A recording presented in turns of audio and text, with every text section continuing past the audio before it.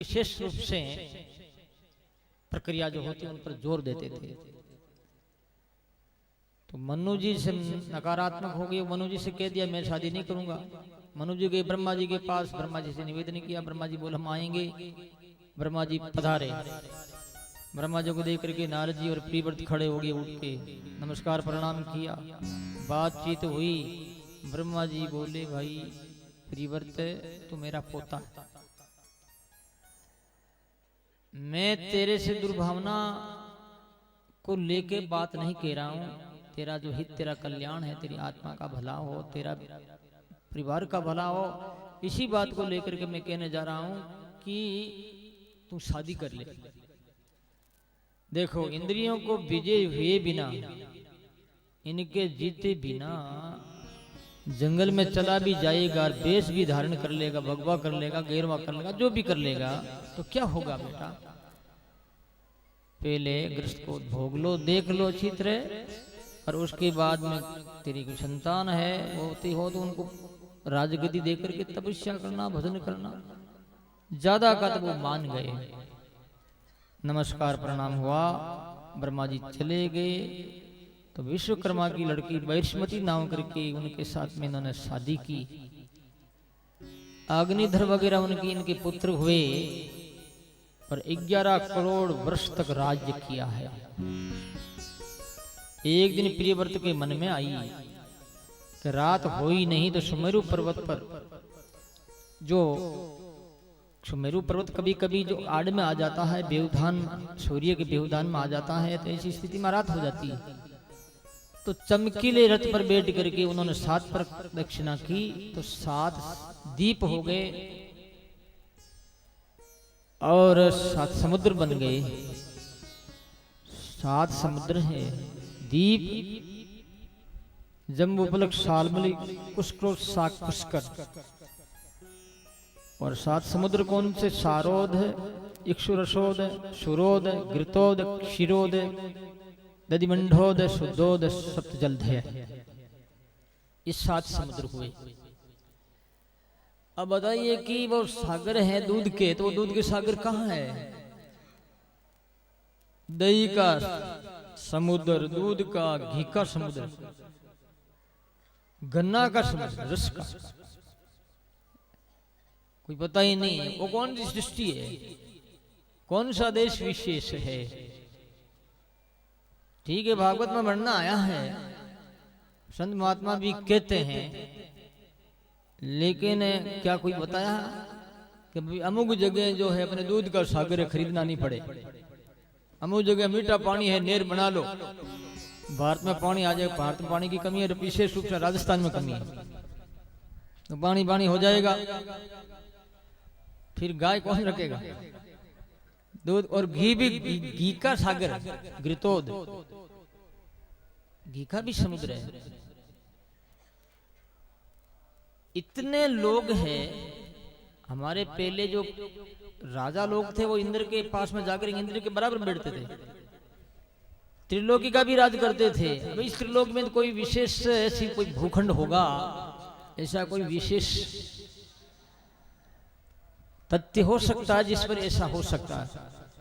पर एक बात जरूर है, जैसे फ्रिज जो है माताएं रखती है रसोई में, और वो एकदम बर्फ बन जाता है, पानी का, पानी का एकदम कोल्ड हो गया, ठंडा हो गया, आइस हो गया, तो इसी जगह पर ऐसे जो है सूक्ष्म तत्व जो है, ये शब्द स्पर्श रूप रस गंध है, इससे उत्पन्न जो ये तत्व है, आकाश वायु अग्नि जल पृथ्वी, आकाश वायु जल अग्नि पृथ्वी के अंदर रहने वाला जो भी घटक है उसका प्रभाव यहाँ भी पड़ता है। मैं ये अंगुली घुमा रहा हूँ, यहाँ भी समुद्र है, यहाँ भी दूध है, यहाँ भी दही है, यहाँ भी घी है, तुमको महाराज है ही नहीं। हम कैसे समझें? ये बहुत विज्ञान की बात है, ये मामूली बात नहीं। जब पानी वहां है ही नहीं, कितना भी आप उनको बंद कर दो, कैसे भी कर दो, तो भी ठंड यानी जो है बर्फ बनता ही रहेगा, बनता ही रहेगा। किधर से वो धारा आई पता लगता किसी को? किसी को नहीं लगता। भाई नदी तो आती, हम देख रहे हैं नदी आ रही, आगे बर्फ बंडा है, लेकिन कोई पानी नहीं, तो भी बर्फ बंडा ना। तो जो भी तत्व है ये 3 लोक 14 भवन, एक ही प्रकृति के ये एक ही प्रकृति के परिवार है, ये घटक है, तथ्य है, ये तत्व है। तो इन तत्वों का जो अंश रूप में प्रभाव सब जगह होता है। जैसे यहाँ अग्नि है, और अग्नि अपने लगा दे तो अग्नि प्रकट हो जाती, लेकिन यहाँ अग्नि है, वो अग्नि काम नहीं करती। ये काम करने लग जाए तो सारी दुनिया बड़ी जल जाए, लेकिन यहाँ अग्नि। ऐसे यहाँ दूध है, यहाँ घी है, यहाँ दही है, पोषण होता। इसलिए कई रेकी वगैरह करते ना, एकदम ऐसे सो करके ऐसे आह्वान करते हैं इन शक्तियों का, वो सारी शक्तियां, ऋषियों की शक्तियां, प्रकृति की शक्तियां, ईश्वरीय शक्तियां, उनकी ऊर्जा हमारे शरीर के भीतर आए और हम स्वस्थ हो जाएं, अच्छे हो जाएं। ऐसा भी लोग जो है भावना के रूप में ध्यान करते हैं। 1 मिनट 2 मिनट जितनी 10 मिनट तो है जरूर, ऐसी बात नहीं है, नहीं है।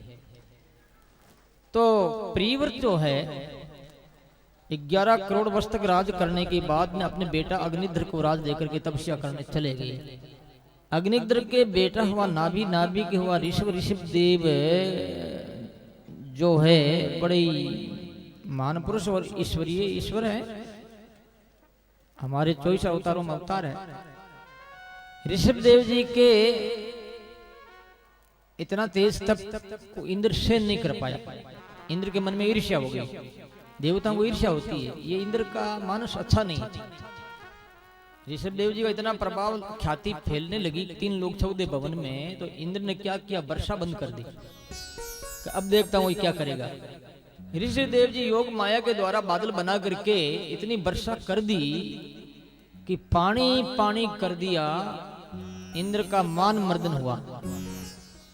इंद्र अपनी लड़की जयंती को लेकर के आया, ऋषभ देव जी को नमस्कार किया कि हमारी गलती होगी, ये लड़की मैं आपको देता हूं, आप हमारे दामाद शादी करना चाहता हूं। तो उन्होंने कहा ठीक है। तो जयंती की शादी ऋषभ देव जी के साथ करती।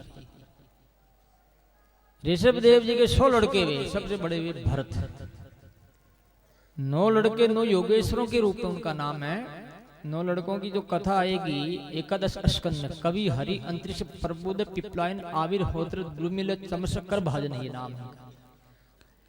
9 वे 81 लड़के कर्म से ब्राह्मण बन गए, और 9 लड़के और जो 9 दीपों के अधिपति हुए। एक दिन अपने बच्चों को एकत्रित करके ऋषभ देव जी महाराज बच्चों को उपदेश दे रहे हैं, तुम भी अपने बच्चों को बैठा करके अच्छा संस्कार दो, तो वो बच्चे अच्छे बनेंगे, शूरवीर बनेंगे, देशभक्त बनेंगे, समाज सेवी बनेंगे, परिवार में प्रेम पैदा करने वाले बनेंगे, हर स्थिति में एडजस्ट होंगे। तो कहने का भाव ये है कि वो कहते हैं निहित सेवा द्वार मुक्ति द्वारम जोशिताम संगी संगम। अपने बच्चों से ऋषभ देव जी महाराज कहते हैं कि मान पुरुषों का संग करो, गलत लोगों का संग मत करो, संसारिक लोगों का, तो तुम मारे जाओगे, पतन हो जाएगा। अच्छे मान पुरुषों का संग करोगे, तुम अच्छा बनोगे। तो संग की बात ऋषभ देव जी महाराज भी फरमाते हैं, और कहते हैं कि तुम्हारा जो बड़ा भाई भरत है उनका अनुकरण करना। ऋषभ देव जी महाराज इस प्रकार से राज्य करके और अपने बड़े लड़के भरत को रास दे दिया। सम तप करने के लिए चले गए। कर्नाटक में जो बांस का झुंड थे, झुंड के झुंड बांस थे, वो आपस में टकरा करके आग लगी, और ऋषभ देव जी उस आग में आग समाधि में समाधिस्थ हो गए, आग में समा गए। भरत को राज मिला, इस कारण से यह भारत देश नाम हुआ। पहले अपने देश का नाम था अजनाब। अजनाब नाभि के बेटा हुआ ऋषभ देव जी। ऋषभ देव जी भगवान का अवतार है। अज कहते हैं, अज और नाभ, बाप और बेटे के नाम से इस देश का नाम था, अज और नाभ। नाभि का बेटा अज कौन? ऋषभ देव जी। तो दोनों के नाम से अजनाब। और अब भरत ने ऐसा काम किया कि इनके नाम से ये भारतवर्ष हो गया। जैसे कि पहले अपने राजस्थान नेर थी, नेर का नाम था राजस्थान नेर। जब इंदिरा जी शहीद हो गई तो उनके जो है हेतु के लिए कि भाई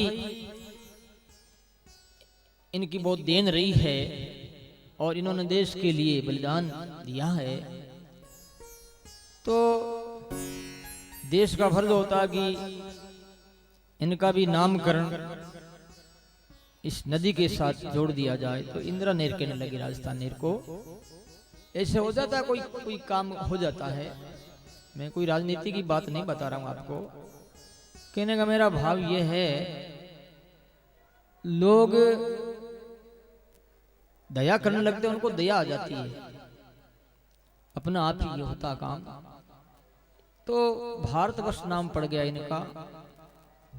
भरत की शादी हुई और उनके भी बच्चे हुए और उन्होंने 1 करोड़ वर्ष तक राज किया, ऐसा भी आया है और कम भी आता है। भगवान की लीला, शायद कल्प भेद को लेकर के कथा में भेद हो सकता है।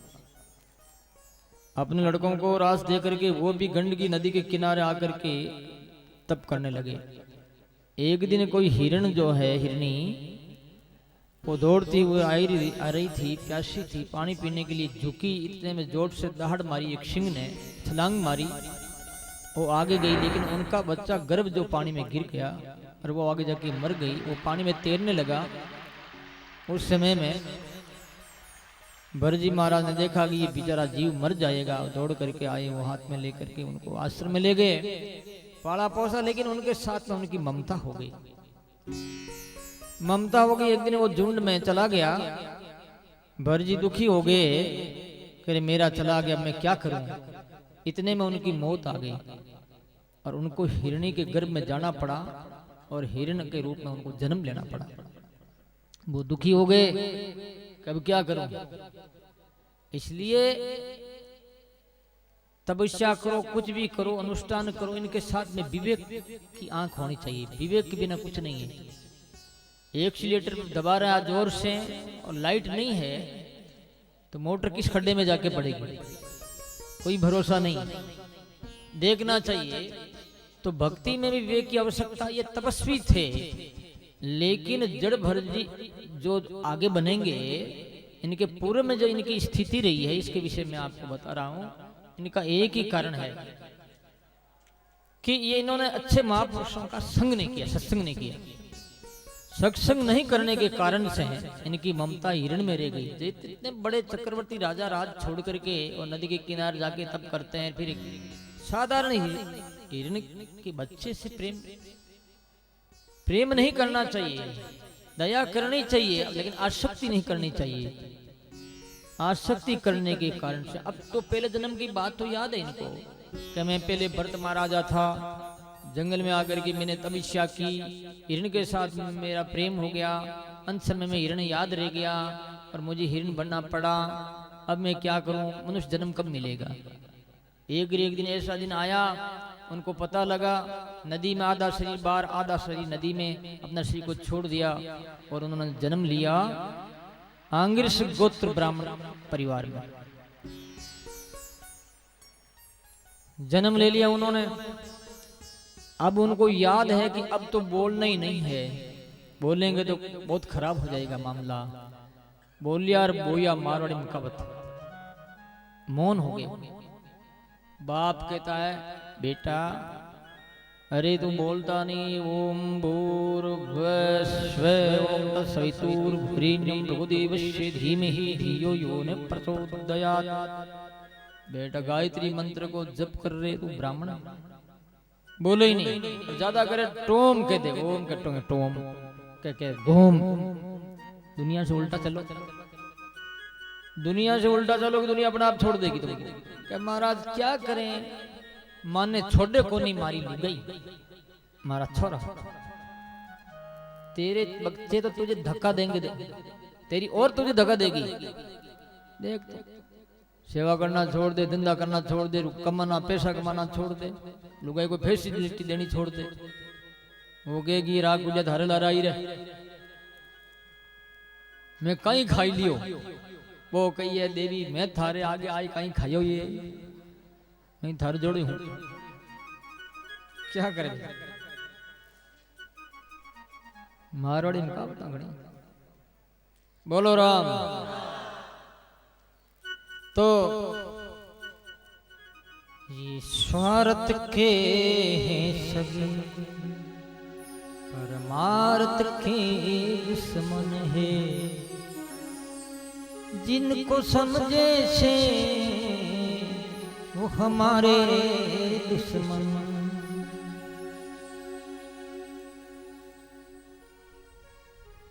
बोलो राम। तो सजनों अब तो वो ऐसा ही व्यवहार करने लगे पागल के जैसे। पिता ने सुने पागल, पिता माता शांत हो गए। अब बोझा क्या रखे उनको, खेत में ले जावे कैसी रोटी खाता, घास काटना चाहिए इसको, हाथ में अस्त्र शस्त्र दे देगा, कशी हाथ में दे दी, घास काटे नहीं बाजरी काटने लग गए, तो धक्का दे बाहर निकाल दिया। संसार स्वार्थी है ना। तो इस प्रकार से चले गए। एक दिन की बात है, कोई भील था, उन्हें मनोती मनाई देवी से मेरे बच्चा हो जाए तो मैं पुरुष मेद करूंगा, यानी पुरुष की बलि दूंगा। लड़का हो गया, बड़ा प्रसन्न हुआ वो। एक कोई बच्चे को खरीद के लाया है। बच्चे को पता लगा कि मुझे मारने वाले कल मेरी मौत है, तो वो भाग गया। हाथ आया नहीं तो जड़भर जी महाराज को पकड़ के लेके आ गए और बढ़िया स्नान करा करके अच्छा सुंदर कपड़ा पहनाया, मारने की तैयारी में लगे हुए। हाथ में तलवार ली। जड़भर जी के मन में कोई अंतर नहीं आया, कोई विक्षेप नहीं हुआ कि मुझे मार रहे हैं। कोई पूजा कर रहे हैं तो कोई बात नहीं, मारते तो भी कोई बात नहीं। वो देवी धड़ाक से आवाज आई, प्रकट हो गई। प्रकट होकर के उस पुरोहित के हाथ में जो तलवार थी छीन करके उनको मारा है। उसके बाद में मारना चालू किया अपना। भगदड़ मच गई, सारे भाग गए। भगत की भगवान रक्षा करते हैं भाई। भगतों की रक्षा करे, भगतों की प्रतिपा, भगतों की बारात दादो दीन दयाल, भगतों की बारात दादो दीन दयाल। बोलो राम। तो प्रसन्न है वो। देवी ने उठाया है भरत जी को, जड़भर जी महाराज को, और देवी जी आलिंगन करने लगी। नमस्कार प्रणाम करते हैं भरत जी, वो भी प्रणाम करती। लोग क्या कितनी शक्ति है, सत्यता, वास्तविकता। 100 नदी के किनारे आके बैठ गए जड़भर जी महाराज। राजा रघुगण सोवीर सिंधु सोवीर देश का राजा रघुगण कपिल भगवान के आश्रम में जाने के लिए वाहन की आवश्यकता पड़ी। पहले राजा लोग पालकी पर बैठते थे, पालकी मंगाई गई, लेकिन 3 आदमी मिले, सोता मिला नहीं। कहा तो जड़भर जी महाराज को जोत दिया और वो पालकी चलने लगी। जड़भर जी महाराज चलते हैं तो कीड़ी मकोड़ी देख करके थोड़ा सा छलांग मारते हैं, थोड़ा सा जंप होता है, तो राजा के सिर पे लगी, टक्कर लगी। राजा की ओर तुम ढंग से नहीं चलते हो। तो वो तीनों ने कहा हम तो गरीब आदमी हैं, थके दुबले, और ये हष्टमुष्ट है और ये उछलता गेंद उछले जैसे। तो राजा ने कहा मेरे हाथ में डंडा है, मैं दंड देने वाला हूं, मैं ठीक कर दूंगा मार के। जड़भर जी महाराज ने जीवन में कभी किसी से बात नहीं की, लेकिन अब पहली बार बोल रहे हैं। उन्होंने सोचा कि ये मेरे कंधे पर चढ़ गया, और अब भी यदि ये राजा रघुगण संत के कंधे पर चढ़ करके नरक में चला जाएगा तो संतों की महिमा फिर दुनिया में नहीं रहेगी। ऐसा ऊंची सोच, उच्च विचार। जड़भर जी ने कहा रे भैया तुम क्या मार देगा, तेरे क्या तो मिट्टी का पुतला, पाल की मिट्टी, मेरा शरीर भी मिट्टी और तुम भी मिट्टी, और मिट्टी पर चल रहा। राजा समझ नहीं पाया। राजा ने देखा है तो कोई महापुरुष, पालकी को नीचे उतारने के लिए संकेत दिया, पालकी को नीचे रख दिया। राजा ने चरण पकड़ लिया कि महाराज आप कौन हो, आपका क्या परिचय है? ना हम विसंकी सुरराज वज्रा